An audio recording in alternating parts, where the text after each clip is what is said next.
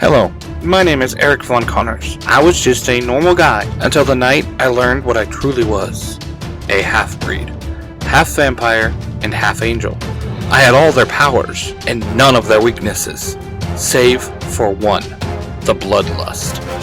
Call me Sparks. I'm a collective, a being destined to fight for the positivity of all life. I can control lightning, and I became a vessel for Fukaku, the demon god of destruction, one of the leaders of the Lost Dimension, the House of Pure Negativity. When we learned that our entire lives were for the amusement of the creators of the universe, truth be told, we gathered our friends and enemies, and we killed them. Also on that faithful night, I discovered the Order, a group dedicated to safeguarding the delicate equilibrium between good and evil. Get ready for a journey through the supernatural, where vampires, angels, and lycans coexist, each with their own struggle and triumphs. Come along with me, and together we'll embark on an adventure into the most epic tales that will defy even your expectations. And in result, we were given their power. Multiversal, god-level power. But in result, we angered their race, the Lumalaya, who, in return of us killing two of their own, threatened every single life in all universes. Now, with my group, my brother, and Fukaku, we go about and build an army from all universes, keeping them safe at the same time, ready for the war to save the idea of life itself. Welcome, my friends, to the Order. We are the Mysteries. Within Order and Mystery. Chapter 2. Hypnotic Sense. Tasha, Van, and Bella strolled through an empty car park, heading back the way that Tasha came. She had done exactly what Eric had asked, contacted the Order, and let them know of the floating man in the sky, the one wearing red. She then rounded up Van and Bella, explained everything to them, and they all gathered their weapons and headed out. I can still smell him. It's really strong. Tasha sighed. What you got? Van asked his sister. Oh, I can sense something powerful. It's not like anything that I've ever sensed before. Bella sighed. She was confused by the strange sense that she was picking up, but at the same time, she was worried for her soulmate.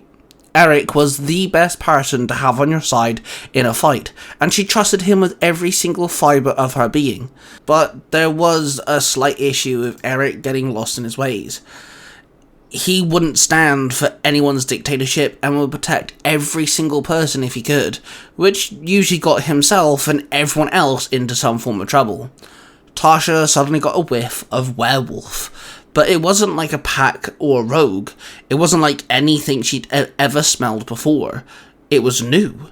Her sense pricked up as the smell danced round her. She was curious. Her inner beast was now like a puppy going on a playdate with a new friend. She was excited and nervous all at once, and just wanted to run around and explore. She spun on her heel and looked around. Her eyes followed the invisible trail that enticed her. Then she saw a young man stood there across the car park. By this point, Van and Bella had also stopped walking and made their way back to Tasha. Tasha, come on, Van said, nudging her in the shoulder with the end of his shotgun. Hang on, Tasha said, holding up a finger to silence his incoming argument. She then took a step forward and stared at the man, who of course was staring back. His eyes were piercing yellow. Even from the few meters away, she could still see how piercing his eyes were. She knew that he was staring straight at her. Not just her, but her true self, the werewolf within. His breathing was elevated, visibly elevated. His face looked angry and confused all at the same time. Tasha was too busy studying him for a moment as the whiff of new werewolf scent hit her nose once again. It then hit her like a double-decker bus. He was the werewolf. Tasha suddenly had the sudden urge to shift. She could feel it under her skin, trying to rip out of her. The smell of the new werewolf was making her head feel woozy, like she was slightly hungover. But then it became tenfold. She looked down at her hand. Her nails had become claws. She knew that she had to do something. She then had to fight this new werewolf. She wanted to dominate the newbie. She wanted to prove she was the hierarchy. Tasha? Girl, you good? Bella asked her. Her words evaporated away. Tasha's eyes changed colour. She then ran forth and her body threw itself forward. She leapt over half the large empty car park. Her body exploded into her werewolf form. The young man mirrored her exact movements. He jumped forward as well and also exploded into a werewolf. Bella and Van stood there both stunned, not realising that he was a werewolf. Bella silently beat herself up. She was too focusing on the sensing of the floating man in the red coat. She didn't notice the werewolf stood there. Tasha was big, furry and brown, whereas the man's werewolf form was black. In certain light, the tips was a shade of brown.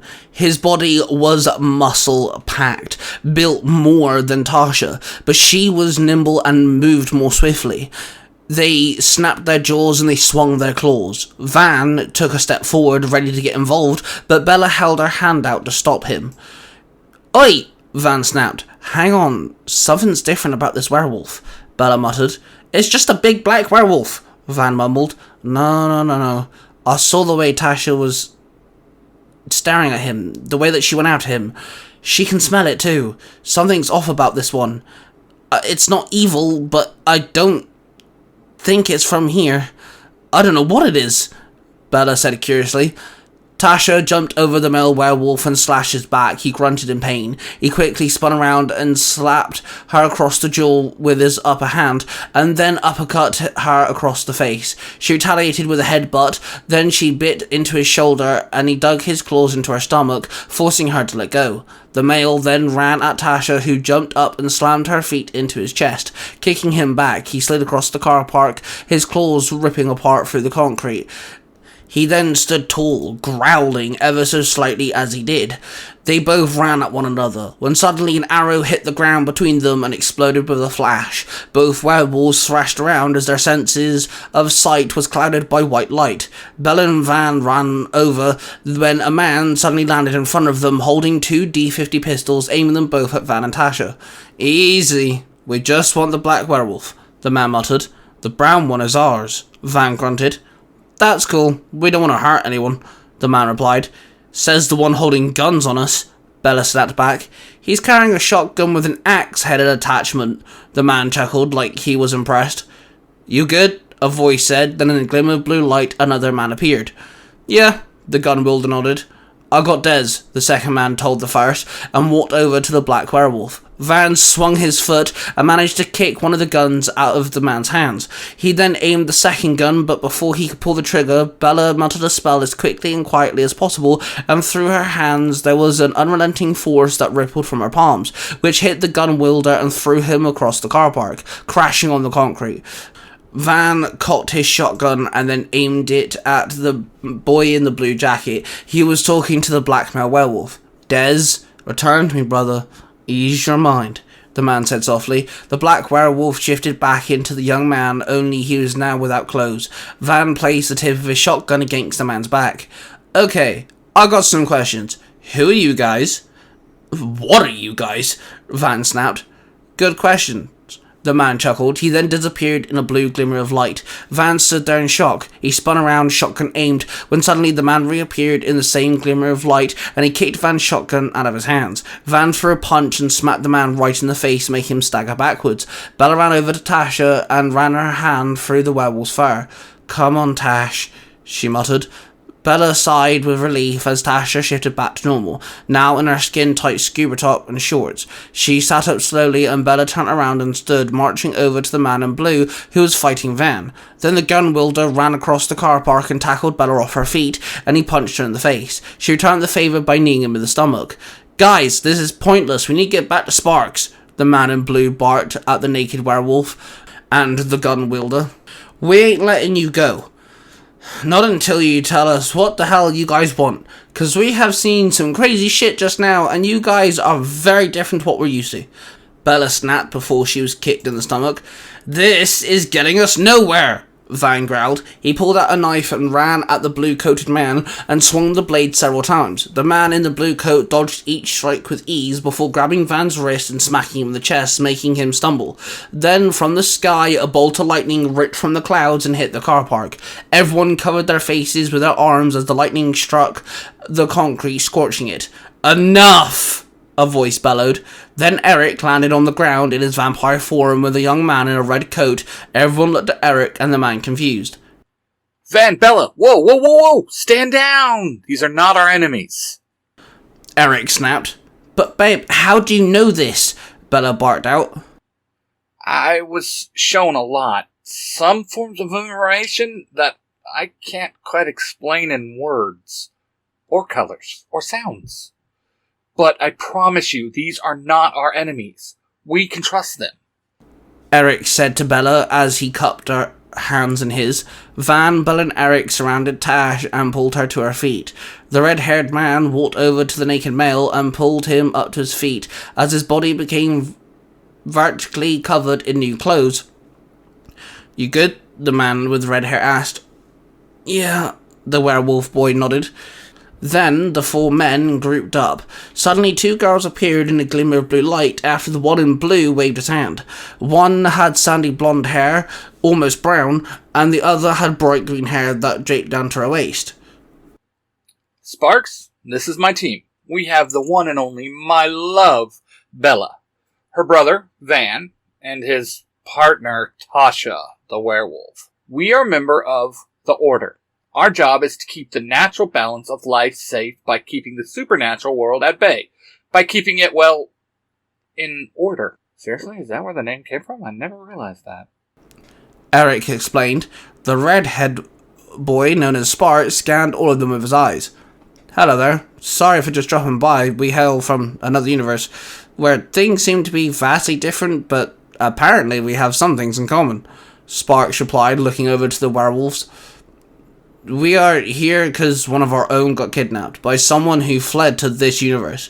I did not recognize his energy whatsoever, so I think he's from here, Sparks explained. The members of the Order looked at Eric, who nodded at them in confirmation. So what, we're just gonna help these strangers? Van barked. Yes, Van, we are helping. Sparks showed me what the guy was doing and what he looked like. And if he's from here, then he's automatically our problem. Eric replied. As Eric said, my name is Sparks. The one in the blue coat, that's Leo, he's my older brother. The lovely lady in the skirt is my wife Rose. The cowboy wannabe is Twilight, werewolf is Desmond, and Lady Legolas over there, that's Huntress. Do not ask her her actual name, Sparks explained. Nice to meet you, Leo nodded. Bella started asking Eric a question, but her voice was drowned out to Leo and Sparks, as they were now talking to each other telepathically. What's with the half and half pint of muscle? Leo asked his younger brother. I entered the universe and spent my time scanning for Stavcon, and I found him. He kind of found me, I guess, Sparks replied. His energy is not like the others. It's pure and tainted at the same time. Kind of like yours, Leo stated. In this universe, they have a chosen one, a vampire-angel hybrid. Eric is that chosen one. They even saved the world a few times, Sparks replied. And you scanned his memories? Leo asked. Of course I have. You really think I'm just going to trust some random winged vampire with the mysteries and not have his memory scanned first? Sparks asked back. Okay, fair enough. So now what? Leo asked. We need to find Stavcon. Mystery powers are our last resort. We can use their aid. Well, maybe. Hell, they seem pretty cool. Maybe we can have them make some new friends, Sparks suggested. Alright, bro. You lead the way, and I got your back, Leo replied. Both brothers looked at each other, and they both shared a half a grin. Do I get a vote? Thrukaku butted in. No. Both Leo and Sparks both barked in their minds. Stupid humans, Thrukaku muttered. You got Twilight duty, Sparks told his brother. Yeah, I'll watch him. Just do me a favour and keep me in the loop, okay? Our mental link is multiversal now, so there's no excuse, Leo demanded. Yeah, I promise, Sparks said. Sparks often jumped in with a plan without hesitation, and he was the smartest person Leo knew, but they were now in unknown territory. Sparks and Leo turned their attention to the group in front of them. Thank you for allowing us to work with you, Leo told the Order. Thank your brother. He's very convincing. Eric nodded. I still don't like this, Van muttered. Hey, keep talking and I'll make sure we start round 2, Twilight snapped.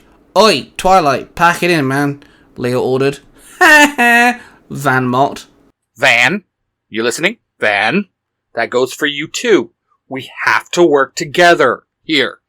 This guy is dangerous, Eric demanded. What does that mean? Bella asked him, placing her hand on her lover's shoulder. Sparks showed me the guy taking their friend. I recognized the stamp on his arm. It was faded, but vampire sight, I recognized it. It's the stamp of patients in the Mill Sun Psychiatric Hospital on the outskirts of LA. This guy was a patient there. Maybe we check it out and see if we can at least find some information on the guy. Eric explained.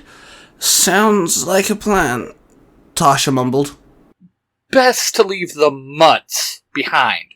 They look like they could use a rest. Eric suggested. Best we don't all go. This is slightly uneasy mental hospital we're talking about. Bella nodded. Good. Twilight can get to know Van and take Rose and the werewolf somewhere safe, while myself, Eric, Bella, Leo and Huntress, we can go find out this mental hospital, Sparks suggested. Both Twilight and Van opened their mouths ready to argue when Eric clapped his hands once, silencing them both.